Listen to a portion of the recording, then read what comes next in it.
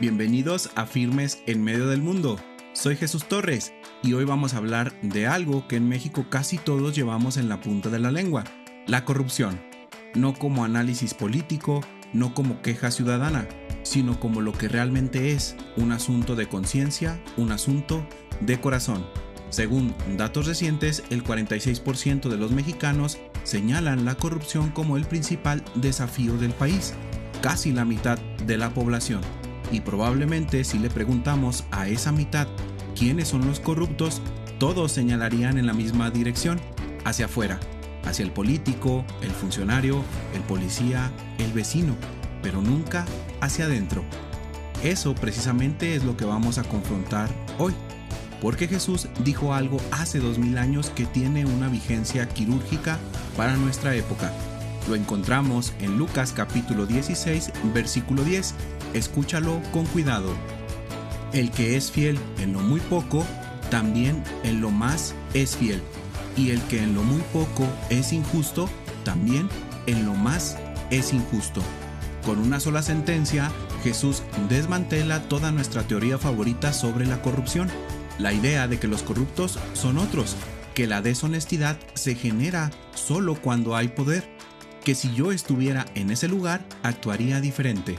Hoy vamos a ver que eso no es verdad, que la corrupción no empieza en las grandes decisiones, empieza en las pequeñas, y que sin un corazón transformado por el Evangelio, ninguno de nosotros está exento. Para entender Lucas capítulo 16, versículo 10, necesitamos entender a quién le estaba hablando Jesús y en qué contexto. Lucas escribe su Evangelio con una sensibilidad particular hacia los pobres, los marginados, las mujeres, los despreciados, y precisamente en este capítulo Jesús dirige sus palabras a dos audiencias, sus discípulos y los fariseos. El capítulo 16 abre con la parábola del mayordomo injusto, una de las más desconcertantes que Jesús contó. Un administrador que está por ser despedido por malgastar los bienes de su señor y que en su desesperación actúa con astucia mundana para asegurar su futuro. Jesús no lo alaba por su deshonestidad, sino por su sagacidad, y usa eso como un contraste para confrontar a sus oyentes. Y es en ese contexto donde suelta la sentencia del versículo 10. Jesús habla de ser fiel en lo muy poco, y en el contexto del capítulo ese muy poco tiene nombre, el dinero. En griego el texto lo llama mamón, una palabra de origen arameo que en el mundo antiguo se refería no solo a las riquezas materiales, sino a todo lo que una persona ponía como su seguridad, su confianza y su amo. Y entonces viene la pregunta que Jesús está haciendo en realidad. ¿Eres fiel con lo que no es tuyo? Porque el dinero que administras, el tiempo que usas en el trabajo, los recursos de la empresa, los materiales del almacén, el conocimiento del cargo, nada de eso te pertenece en última instancia. Todo es administración. Dios usa el dinero como termómetro del corazón precisamente porque el dinero no miente. El manejo que hacemos de los recursos revela a qué Dios estamos sirviendo en realidad, al Señor que nos llamó a la integridad o al mamón que nos promete que el fin justifica los medios. Los fariseos que escuchaban esto se burlaron. Lucas nos dice en el versículo 14 que eran amigos del dinero y que menospreciaron a Jesús. La reacción ante la palabra de Dios siempre revela el estado del corazón. Esa es la trampa en la que también nosotros caemos. Somos muy buenos teólogos del dinero ajeno, muy firmes condenando la corrupción del político, muy severos con el funcionario que cobra mordida, pero muy flexibles con los propios recursos que no nos pertenecen. Quiero que nos detengamos en esa frase, injusto en lo muy poco, porque nuestro error más profundo es creer que la corrupción es una cuestión de escala. Pensamos que alguien se vuelve corrupto cuando llega al poder, cuando tiene acceso a grandes cantidades de dinero, cuando nadie lo vigila, como si la corrupción fuera una enfermedad que se contagia en los pasillos del gobierno. Pero Jesús invierte esa lógica completamente. El que es injusto en lo muy poco, ya es injusto. No se está volviendo corrupto, ya lo es. El poder no transforma el carácter, lo revela. Cuando un empleado llega 15 minutos tarde de manera sistemática y no lo reporta, eso no es un problema de puntualidad, es un problema de honestidad. Cuando alguien toma materiales de la empresa porque son poquitos y para uso personal, no está siendo pragmático, está siendo infiel con lo ajeno. Cuando un estudiante copia un examen y piensa es solo uno, ya forma un hábito de corazón. Cuando un conductor pasa el alto a las 3 de la mañana porque no hay nadie, ya está viviendo bajo la lógica de que la ética depende de los testigos. Y es ahí donde la enseñanza de Cristo se vuelve devastadora en su claridad. La corrupción no escala por oportunidad, se revela en pequeñas decisiones. La persona que será deshonesta con millones ya es deshonesta con centavos. Hay una continuidad de carácter entre lo pequeño y lo grande, y esa continuidad no va de menos a más, como si la corrupción fuera un camino que solo se recorre si uno se mete en política. Va del corazón hacia afuera, siempre, desde adentro hacia cada esfera de la vida. Jesús no está dando un consejo de desarrollo personal, está haciendo un diagnóstico teológico del alma humana. Somos seres que, sin regeneración, tendemos a la injusticia en todo lo que administramos. Ahora bien, si la fidelidad en lo poco es el parámetro de Cristo, ¿cómo luce eso en la vida cotidiana? Déjame darte 3 escenas concretas.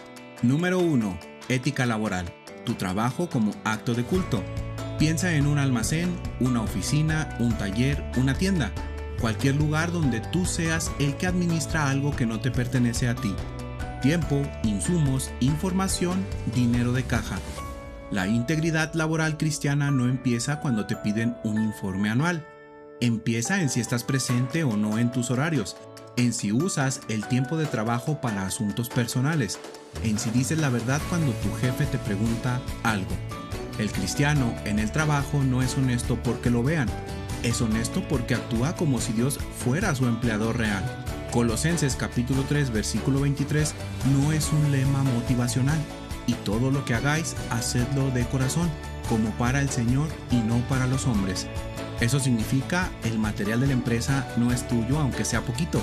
El tiempo pagado no te pertenece aunque nadie esté mirando. El informe debe decir la verdad aunque te complique la conversación con tu superior. Y cuando ves que algo está mal, la fidelidad también incluye decirlo, no en forma de chiste ni de conspiración, sino con la valentía sobria de quien sabe que la verdad es parte del amor al prójimo. Número 2. La ética del trámite y la calle. Aquí viene el escenario más incómodo, el de la mordida. Tú y yo hemos vivido en México lo suficiente para saber que hay situaciones donde pagar una mordida se presenta como la opción práctica. La multa que el oficial te ofrece arreglar en el momento, el trámite que se puede agilizar con un billete, la fila que tiene un atajo si conoces al de la ventanilla. Y muchos lo justificamos desde 2 ángulos. El primero, que el sistema está tan corrompido que no participar en él es ingenuo. El segundo, que no soy yo el corrupto es el que pide. Ambas justificaciones son comprensibles, humanas, incluso entendibles, y ambas son falsas. Cuando pagamos una mordida para evitar un proceso justo, no solo estamos participando de la corrupción, la estamos financiando, la estamos validando, estamos diciéndole al sistema que puede seguir operando así porque hay clientes dispuestos.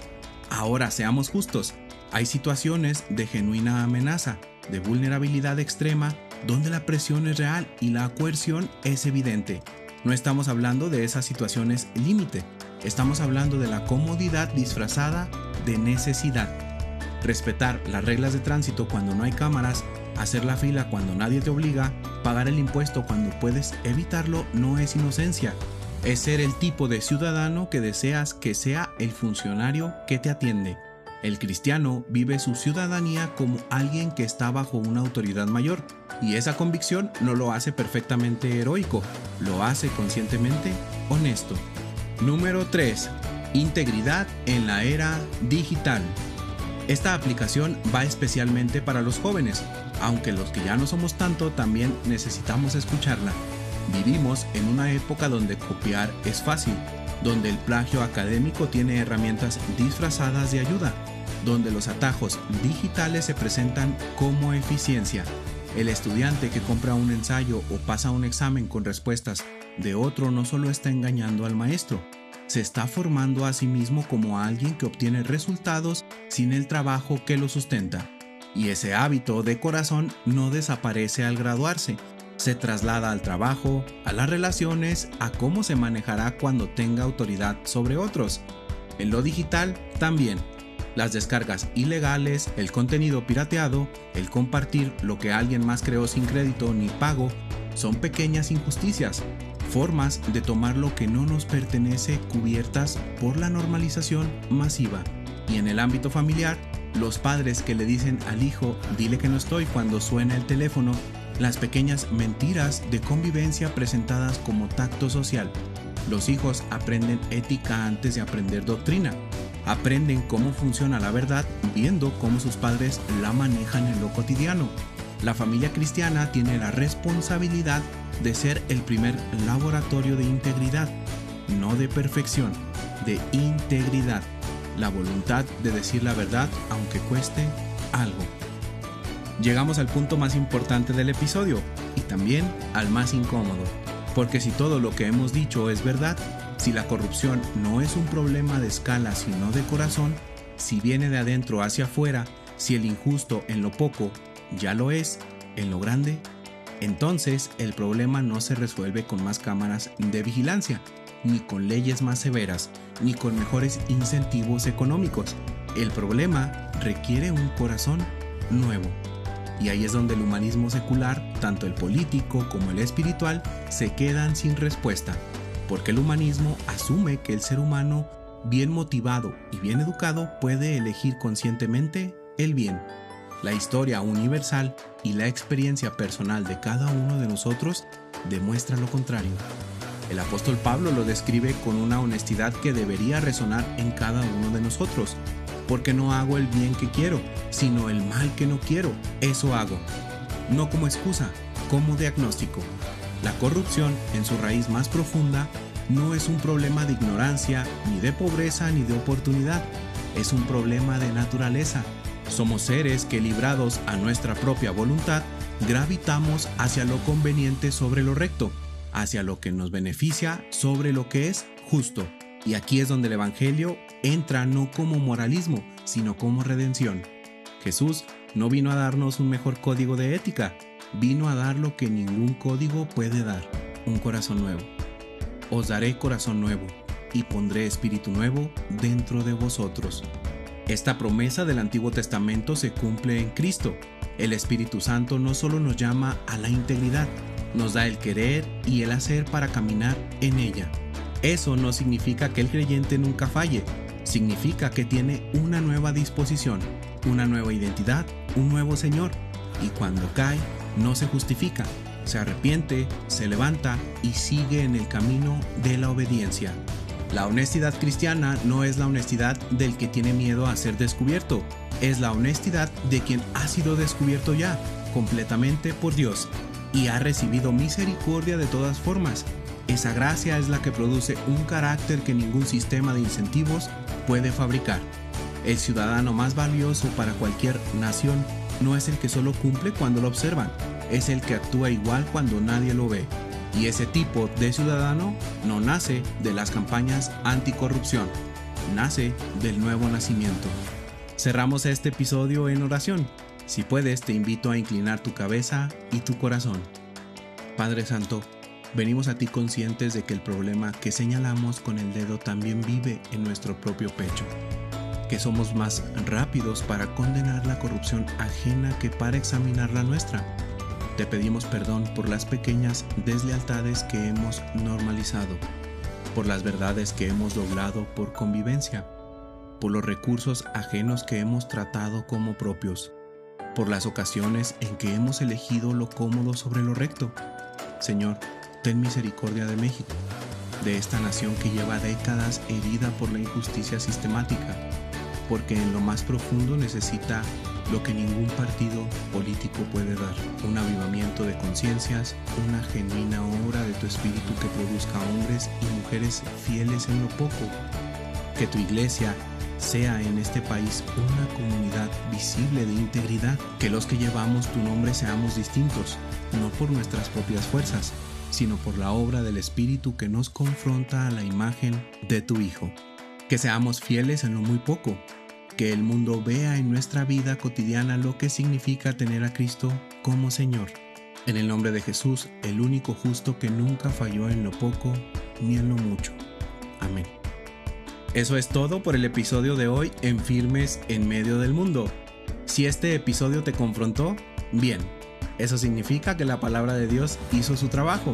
No te quedes con la incomodidad solo como sentimiento, llévala a la acción concreta, en tu trabajo, en tu calle, en tu familia, en lo muy poco. Recuerda la tesis que abrió este episodio. La integridad política es el resultado de la fidelidad privada. México no necesita únicamente mejores leyes, necesita personas que hayan sido transformadas desde adentro. Y ese trabajo solo lo puede hacer el Evangelio de Jesucristo. La luz de la verdad no empieza en el Congreso, ni en las redes sociales. Empieza en la honestidad de lo cotidiano. En si dices la verdad hoy cuando nadie te obliga. En si devuelves lo que no es tuyo aunque nadie lo note. En si eres el mismo cuando te ven y cuando no. Ahí empieza la transformación de una nación. Hasta el próximo episodio. Sean firmes en lo poco y en lo mucho.